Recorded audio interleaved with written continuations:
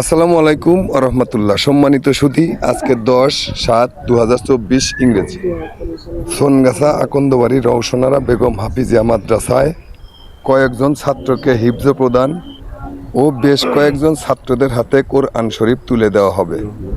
উক্ত মহতী অনুষ্ঠানে উপস্থিত আছেন উক্ত মাদ্রাসার প্রতিষ্ঠাতা জনাব মোহাম্মদ রফিকুল ইসলাম লিটন সাহেব। উপস্থিত আছেন এই মাদ্রাসার কমিটিবৃন্দ, ছাত্রছাত্রীগণ।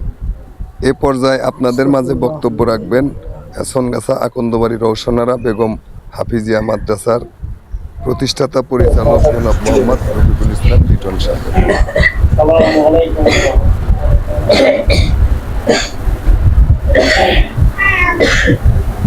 আপনারা আজকের এই মহতী অনুষ্ঠানে উপস্থিত হয়েছেন।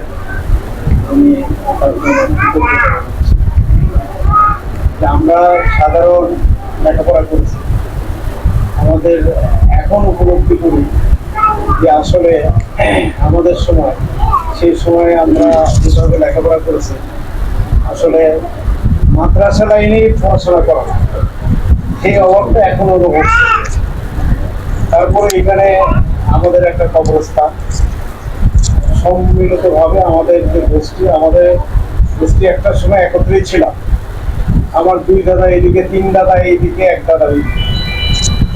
যাই হোক, আমরা ছোট দাদার ঘরে নাতি আমি, সেই হিসাবে আমরা এখানে একটা অবস্থান করেছি। অবস্থানের পাশাপাশি এখানে হাফিজিয়া মাদ্রাসা আমাদের লক্ষ্য যে আমরা প্রতি বছর না হলেও 2 বছর বা 3 বছর অন্তর যেন 2জন 4জন বা 5জন হাফিজ আমরা তৈরি করতে পারি। এটাই আমাদের লক্ষ্য হলো। এইটা তার পরবর্তীতে এটা আমরা আমাদের সমাজে বা আকন্দবাড়ি এইটা সবার সাথে বসছি, আমাদের ভাই চাচা যারা আছেন তারা সকলেই সম্মতি দিচ্ছে। সম্মতির প্রেক্ষিতে এটা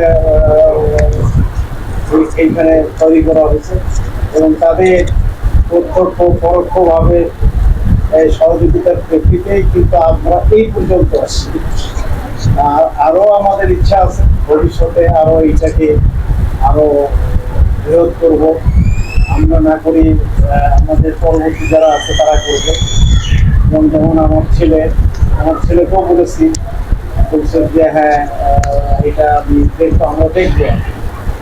তো যাই হোক, আমরা সবাই যদি সম্মিলিতভাবে এটা দেখি, তাহলে হয়তো এটা মানে প্রতিষ্ঠিত হবে। আমাদের হাফেজ সাহেব ইতিপূর্বে বললেন যে সবাই এটা পারে না। তো যাই হোক, এটা আমাদের গোষ্ঠীর একটা কৃতিত্ব আমি বলবো। যাই হোক, আপনারা যেভাবে সহযোগিতা করতেছেন আশা করি করবেন।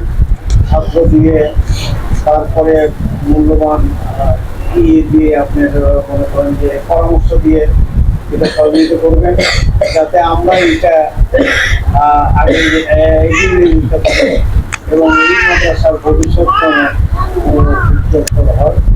এইগুলো আমি আমার সংক্ষিপ্ত শেষ করছি। আসসালামু আলাইকুম।